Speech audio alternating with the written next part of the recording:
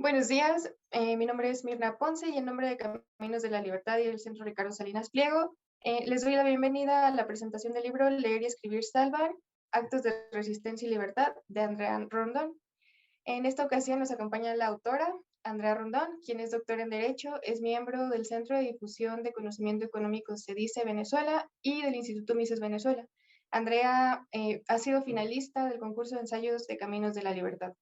También nos acompaña en esta ocasión Germán Martínez, quien es escritor y doctor en Ideología y Análisis del Discurso por la Universidad de Essex y es maestro en Antropología Social. Y Alejandro Ramírez, quien es un economista, miembro de la Sociedad Tomás de Mercado y también ha sido finalista del concurso para jóvenes de Caminos de la Libertad. Como ya mencioné, en esta ocasión presentamos el libro Leer y Escribir Salvan, que considero yo es una autobiografía de la autora, de Andrea Rondón, y nos narra su paso como escritora, abogada y activista. Como ya mencioné, en este libro Andrea nos cuenta el impacto que tuvieron ciertas lecturas de su infancia, hasta cómo ver a su país, Venezuela, destruida por la dictadura, la harían comenzar a escribir sobre los temas que realmente quería escribir y mantenerse, como ella lo menciona y hace bastante énfasis en el libro, como una persona, eh, en medio de justo esta dictadura que cada vez más quería incidir en la vida de las personas. Y Andrea, quisiera que nos comentaras, por favor, qué fue lo que te llevó a pensar a la lectura y a la escritura como una forma de salvación. Ay, gracias, Mirna, gracias a los que se están conectando, a los que están aquí presentes. Digamos que el hecho que a mí me impulsa a escribir y a pensar en leer y escribir, como lo dice el subtítulo, Actos de Resistencia y de Libertad, fue el apagón que sufrimos aquí en Venezuela por 7 días, que ocurrió en el año 2019. Este apagón nos aisló como país del resto del mundo, no teníamos comunicación ni siquiera entre nuestras casas, ¿no? O sea, era una situación muy complicada y muy difícil. Y aunque no existían las restricciones de movilidad que luego existieron con la pandemia, las comunicaciones entre nosotros eran complicadas por el tema también de la gasolina, es decir, nosotros sentimos en algún momento que estábamos en la época de las cavernas, en una época totalmente primitiva y era insólito, ¿no?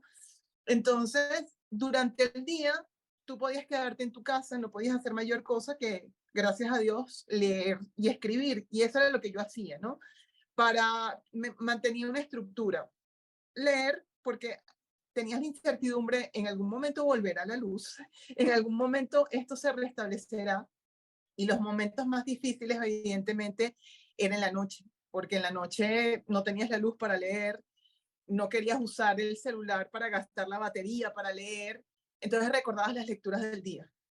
Entonces yo siento que esas lecturas a mí me dieron como un soporte adicional para aguantar esos días y en general, la situación en general, porque en esos días se concentraron los momentos que hemos vivido esporádicos a lo largo de 20 años y ya son 24 lamentablemente. Y por eso es que yo pensé, no, es que leer me permite resistir, leer no me cosifica, no me lleva a lo que ellos quieren, a mi parte más instintiva, sino a la reflexión y a aguantar y a sostenerme física y espiritualmente. Y escribir esas reflexiones también me ayudaron. Entonces fue a partir de ese hecho que yo dije, si yo he aguantado estas 2 décadas es justamente por mi amor a la lectura y luego que eso se traduzca en reflexiones escritas también, ¿no? Ok. También me gustaría, en este caso, Alejandro y Germán, bueno, mencionar que son escritores. ¿Ustedes qué piensan sobre este concepto que Andrea pone sobre la mesa acerca de que la escritura y la lectura salvan? Alejandro, no sé si gusta responder. Y luego Germán, por favor. Ok, en el texto me pareció muy interesante cómo Andrea menciona cómo con su carrera llegó a encontrar la pasión hacia el derecho para comprender y luchar contra la dictadura. Y creo que esta idea me caló en el ensayo. creo que definitivamente cuando uno lee y escribe puede llegar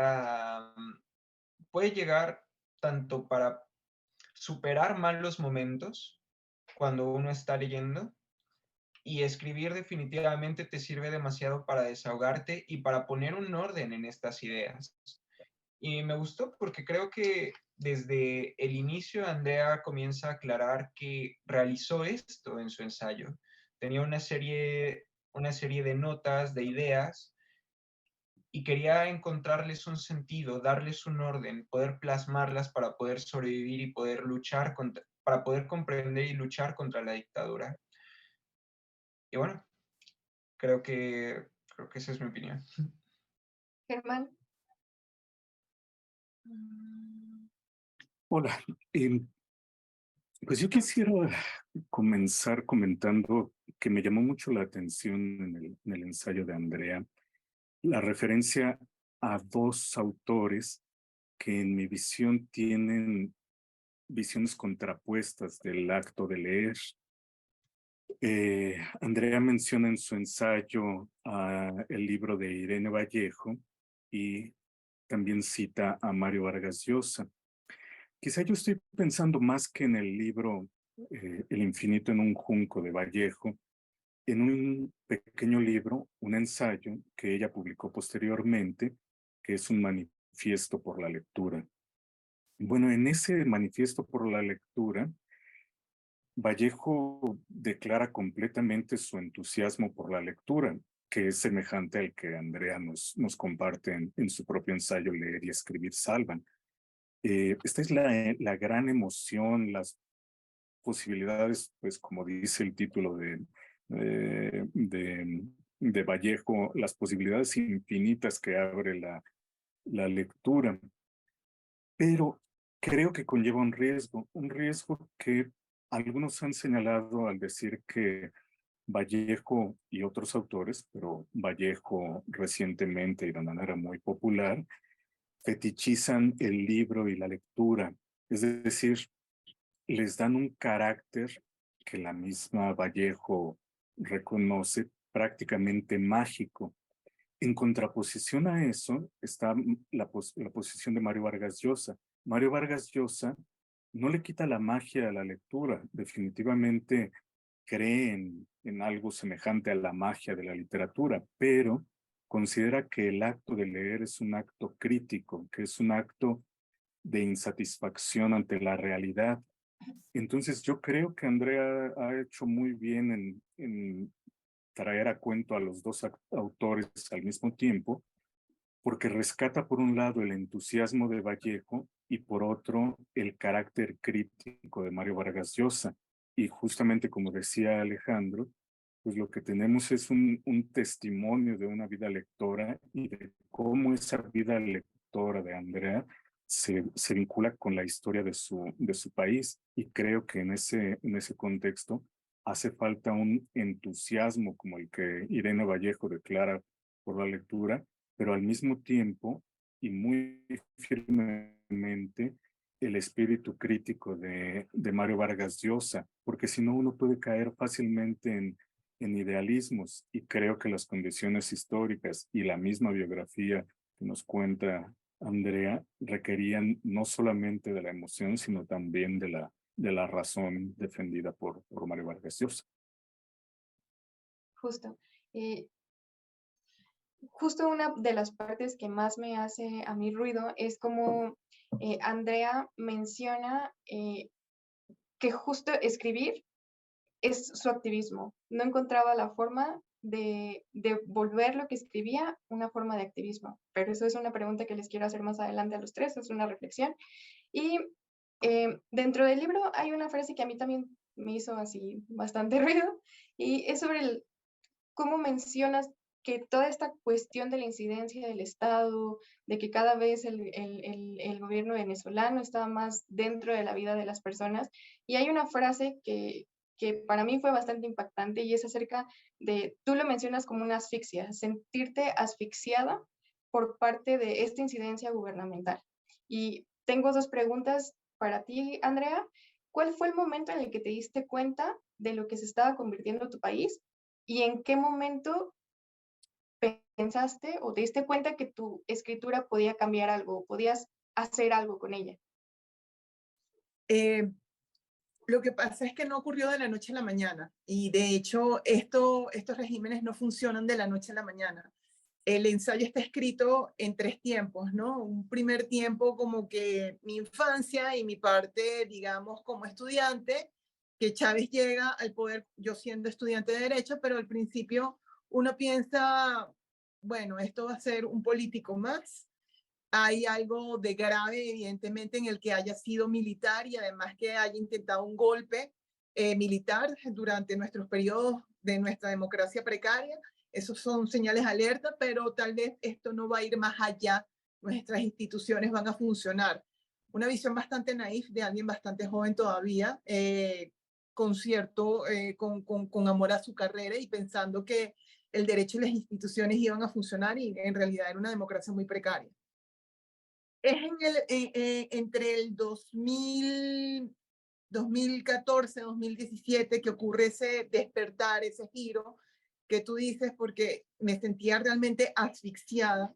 Y es porque yo ya era una abogada en ejercicio, ya tenía bastantes años en ejercicio del derecho corporativo. Y al principio de mi ejercicio, yo me encargaba de participar en fusiones, adquisiciones, en due diligence, porque había operaciones en el país. De hecho, Venezuela era un país con un pujante, con un gran movimiento económico, a pesar de muchas cosas, y todavía en la época de Chávez ese movimiento económico se veía de periodos previos, no por Chávez precisamente, ¿no? Y por la época de la bonanza petrolera, etcétera, etcétera. Yo participaba de estrategias de inversiones, etcétera, etcétera. Y en 2, 3 años ya las conversaciones no eran eso, sino disolución y liquidación de empresas. ¿Cómo hacemos para soportar la carga tributaria? ¿Cómo hacemos para soportar el control de cambios? ¿Cómo hacemos para soportar el control de precios? ¿Cómo hacemos con los balances de una transnacional? ¿Cómo hacemos para que los balances de esa transnacional, el balance de casa matriz y de las locales se entiendan con el control de cambio? Porque evidentemente el control de cambio no es común en el resto de los países. Entonces, cuando las conversaciones ya giraban en torno a cómo sobrevivo el entorno regulatorio, y esas conversaciones se trasladan no en lo jurídico, sino también en mi vida diaria, cómo sobrevivo mi día a día, porque ya las universidades cada vez están más cercadas, ya no tengo la misma libertad en una universidad porque ya empieza a migrar la gente, los estudiantes a los que yo le daba clase empiezan a migrar, mis pares también empiezan a migrar, mis colegas.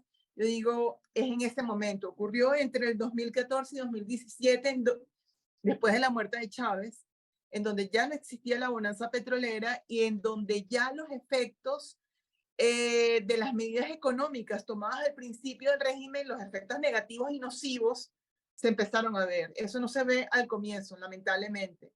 Y eso lo anticipan muchos economistas, por ejemplo, de la Escuela Austríaca de Economía. El problema de los controles es que al principio te genera un efecto psicológico de, van a detener el aumento de precios. Van a detener la huida del capital al extranjero. Y no ven que a mediano y largo plazo va a significar escasez, represión, largas colas y cierre de empresas. Entonces fue entre el 2014 y 2017 que sentí esa asfixia, porque esa asfixia también estaba sobre el país. Ok. Justo una parte del libro que mencionas es tu experiencia como profesora de abogacía. Nos mencionas esta parte de que los abogados se hacen de ciertas creencias de que todo es el legislador, de que todo es el Estado, de que todo es un conjunto, de que todo es un conjunto. ¿Cómo fue para ti, en este caso, darte cuenta o en qué momento sentiste más bien, sí, cómo fue para ti la cuestión de la invisibilización del individuo en la sociedad venezolana? Eso existió, la pretensión de eliminar la idea de individuo ha estado desde el día 1. en el discurso, y los que me acompañan lo sabrán por otros personajes de la historia, etcétera, etcétera. Desde que Chávez decía, todos somos pueblo, todos somos uno. Eso caló desde el día uno, porque nuestros políticos se presentaban como una élite política y Chávez lamentablemente se presentó muy cercano, muy empático y carismático. Y con esas frases, todos somos unos, todos somos el pueblo, esos fueron los primeros mensajes de esa idea de invisibilizar a las personas. Ya no eres persona, sino formas parte de una masa, de un colectivo. Y eso lo vas a ver en muchos espacios y a lo largo de estas 2 décadas, con mayor intensidad o menor intensidad. Al principio el discurso fue muy intenso, porque era disruptivo entre lo que presento yo ahora como Chávez y romper con lo que existía antes, con esa democracia precaria que fue relativamente fácil, lamentablemente, porque nuestra cultura siempre ha sido, y siempre lo he dicho, liberticida, estatista y estatólatra. Las condiciones estaban creadas. Y en el ámbito del derecho hubo también al mismo tiempo de ese discurso político una transformación del ordenamiento jurídico en el que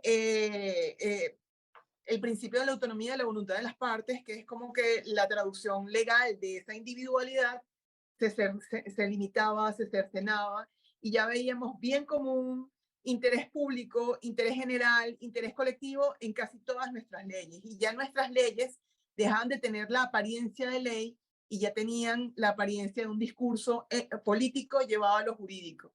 Entonces, ¿cuándo ocurrió? Ocurrió a lo largo de estas 2 décadas. Tan solo que llega un momento en que uno como profesor dice, no puedo seguir dando clase de una constitución en la que yo no veo una constitución, o de una ley en la que yo ya no veo una ley, sino una directriz. Ya yo tengo que hablar de otros temas, hablar de derecho como institución evolutiva, y que lamentablemente no es lo que estamos viendo en la realidad. Ese paso adicional de cambiar de forma radical, de 180 grados, cómo daba clase, ocurrió en ese periodo entre 2014 y 2017 nuevamente. Ese es el periodo clave del despertar mío político y como docente y como profesional también. Muy bien. Y en este caso, Alejandro y Germán, ¿ustedes ven alguna similitud con lo que nos cuenta Andrea en su libro? En este caso, en México, ¿ven alguna similitud en ese proceso de invisibilización del individuo? Alejandro, por favor. Ok, esta parte creo que es una de las que también más me impacta del ensayo de Andrea, y es que definitivamente estoy de acuerdo con ella en que los estudiantes de sociales normalmente se educan como si fueran ingenieros sociales. Hay una frase del jurista Bruno Leoni, que también lo nombra Andrea, que me gusta muchísimo, y dice que el trabajo del legislador no es crear la ley, sino descubrirla.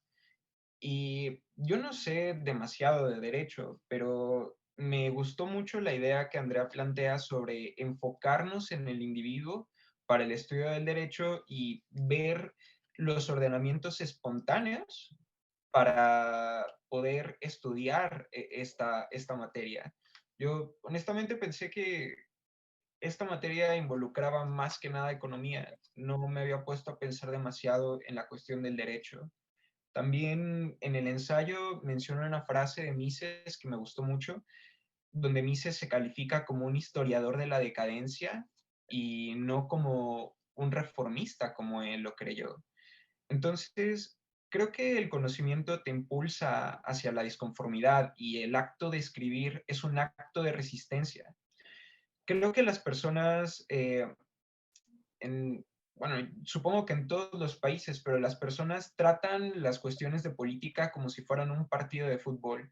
No se enfocan demasiado en las ideas.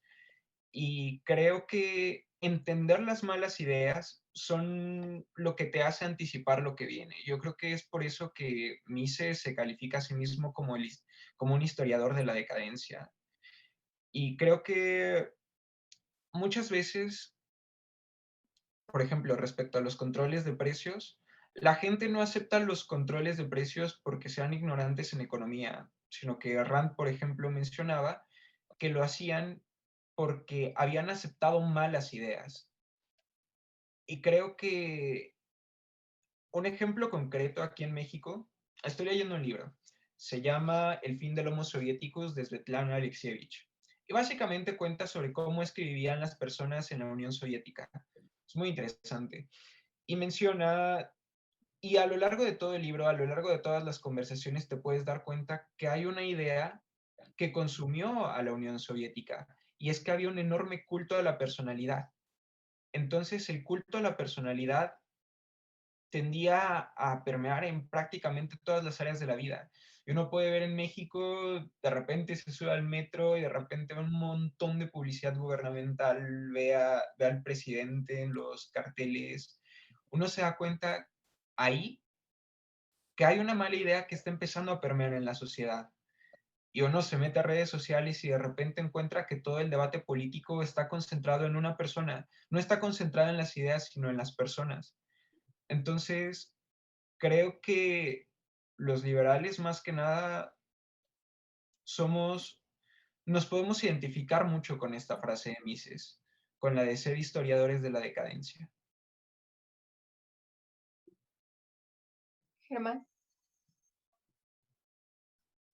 Pues respondiendo a lo que planteabas, Mirna, justamente estaba yo buscando un fragmento que me llamó mucho la atención y me pareció una advertencia muy pertinente en el ensayo de Andrea para otros países latinoamericanos, y me atrevería yo a decir a otros países del mundo en que la democracia está literalmente en peligro, aunque desde otras posiciones políticas se trata de ridiculizar esta advertencia de que la democracia está en peligro, es la realidad de lo que estamos viendo.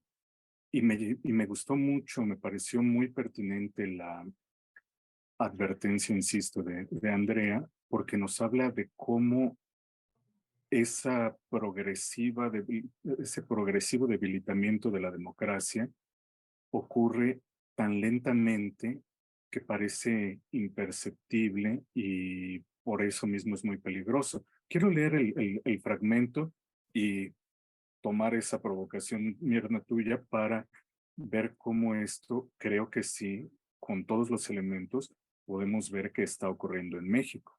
El fragmento del ensayo de Andrea dice: en dictaduras de este corte, o como algunos llaman neodictaduras, regímenes de origen democrático devenidos en autoritarios y totalitarios, la bota militar no llega al cuello de manera rápida e inmediata, lo hace lentamente. La carta de racionamiento será sustituida por la escasez generada por el control de cambio y el control de precios. La prohibición de salida del país es sustituida por las ridículas y costosas dificultades para obtener un pasaporte.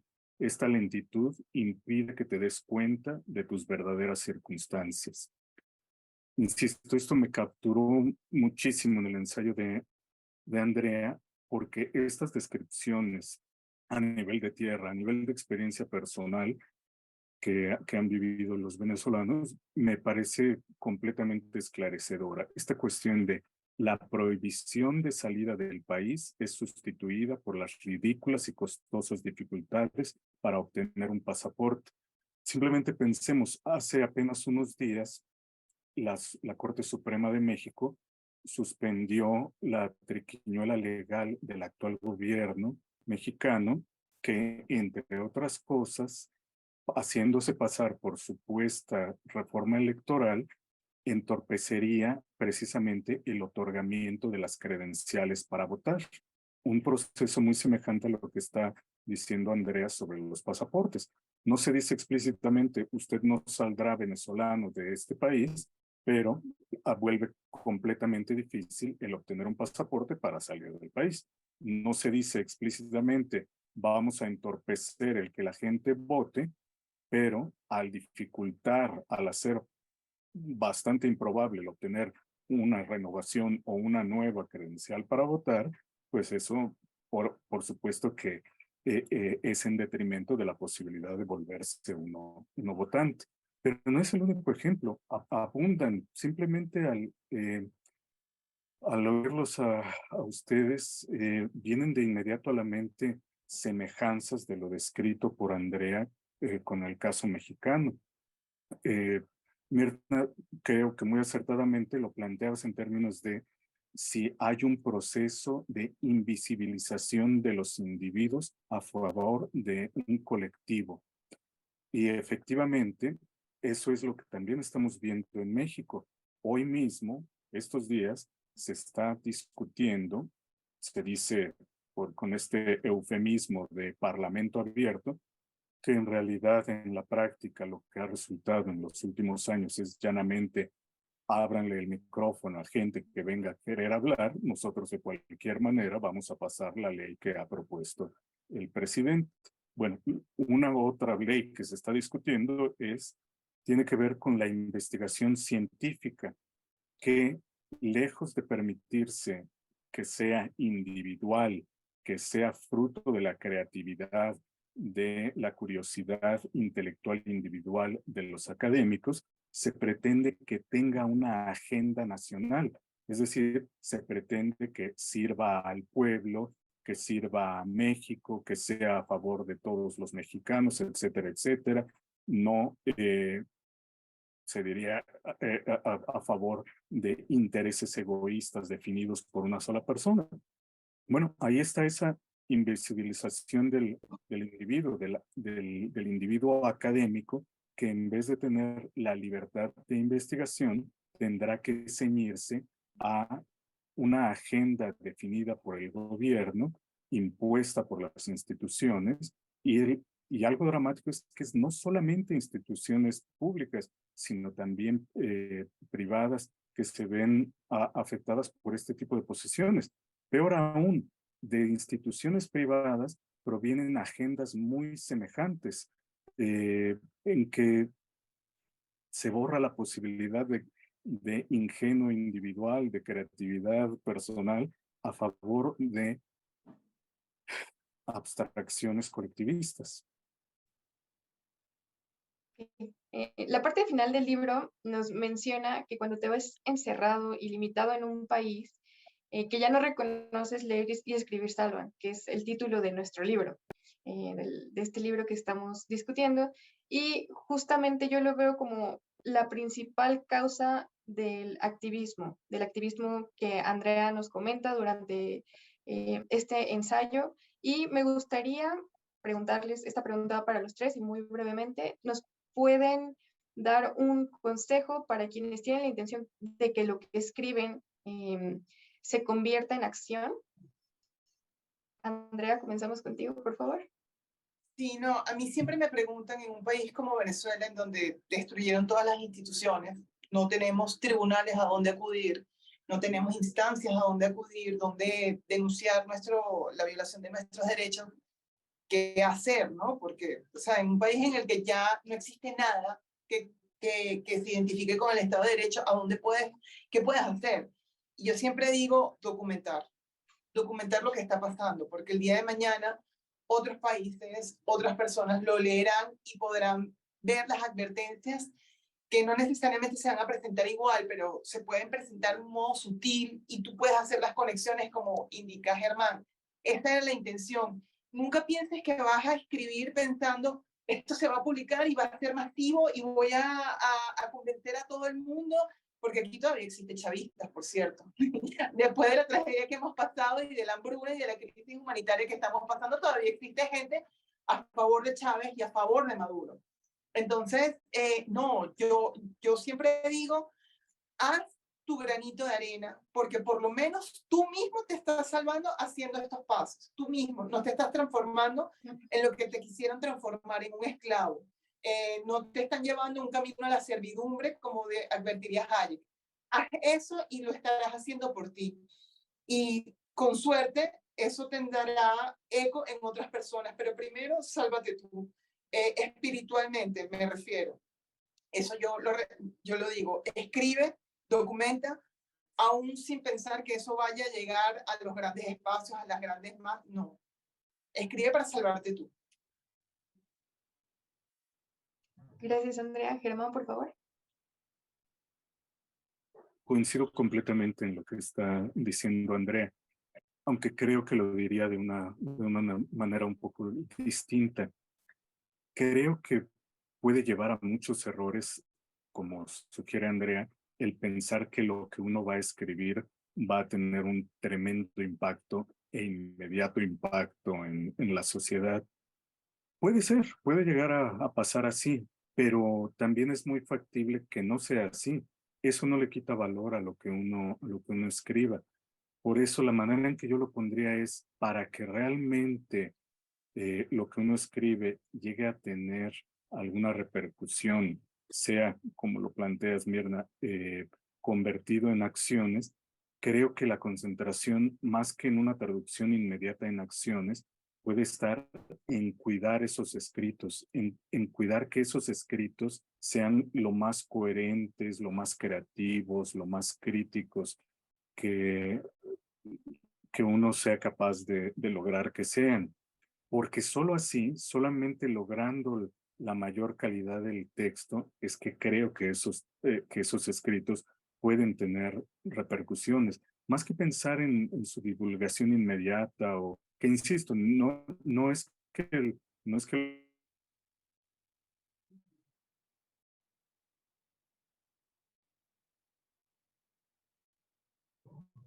Ay, creo que perdimos a Germán. Sí, yo creo que sí. Bueno, Alejandro, si quieres, continuamos contigo y en un momento que regrese Germán, continuamos con él. Ok, muchas gracias. Bueno, de esto hay dos frases que me gustan. La primera es de Keynes y menciona, las ideas de los economistas y filósofos, tanto cuando son correctas como equivocadas, tienen más poder del que comúnmente se cree. De hecho, el mundo está dominado por poco más que ellas. Los hombres prácticos que se creen exentos de toda influencia intelectual son habitualmente esclavos de algún economista difunto. Esto me hace recordar que en alguna ocasión, respecto a las protestas de Berkeley, le preguntaron a Ayn Rand que qué es lo que podían hacer las personas. Y dijo que lo primero que podían hacer era conocer su causa perfectamente, conocer cuál es su pensamiento. Ante esto, lo que se puede hacer es hablar. No importa si el espacio es grande o pequeño, nunca se debe de callar uno cuando se están atacando sus ideas y valores. Creo que sí, no puedes esperar que todo lo que escribas llegue a grandes audiencias, pero creo que es una especie de deber moral el siempre estar defendiendo tus ideas y tus principios.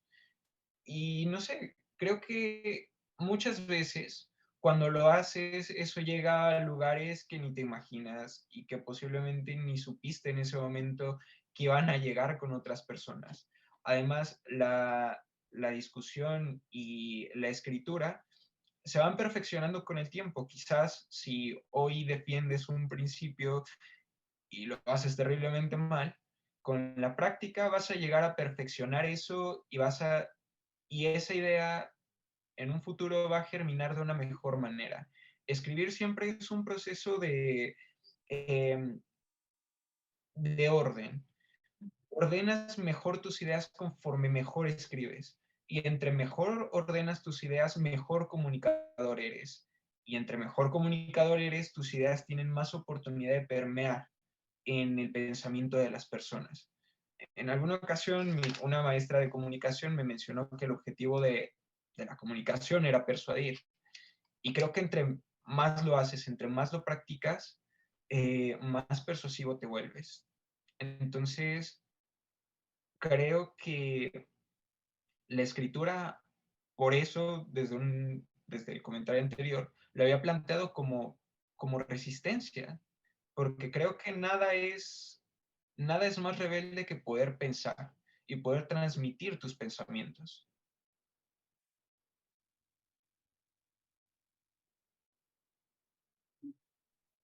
Gracias, Alejandro. Germán, si quieres, continuamos, pero ya que sea muy breve porque ya estamos a punto de que se nos acabe el tiempo. sí, en realidad estaba concluyendo cuando falló mi conexión. Como decía, yo creo que el centro de la actividad debe ser la escritura, conseguir que el escrito sea lo mejor que puede ser, sea un escrito creativo, sea un escrito de reflexión. Eh, Creo que si lo pensamos en términos de persuasión, podemos caer, como decía yo, en errores. En cambio, si se trata, por ejemplo, de un escrito intelectual, lograr la coherencia de los argumentos, creo que paradójicamente puede ser lo más persuasivo. Lo que pasa es que no sabemos cuándo va a llegar al público correcto o cuándo el público estará listo para ese texto que sea suficientemente coherente. En cambio, tratando de congraciarse con el lector, tratando de engatusar al lector, podemos debilitar la argumentación intelectual, podemos debilitar la calidad del escrito. El escrito, como decía yo, pueden pasar muchísimas cosas con él. Puede ocurrir que de la noche a la mañana se vuelva viral y tenga una incidencia real en la sociedad. Puede pasar, no hay que descartarlo, pero creo que hay que concentrarse en los textos. Eso es lo que yo diría. Ok, pues eso sería todo. Muchas gracias, te agradezco, Andrea. La verdad es que a mí tu ensayo me gustó bastante porque nos das esta biografía de lo que ha sido para ti estar bajo esta dictadura y cómo también este proceso te ha ayudado a escribir y brindarnos este tipo de ensayos, de libros que nos hacen bastante bien a las personas que buscamos hacer algo con lo que escribimos.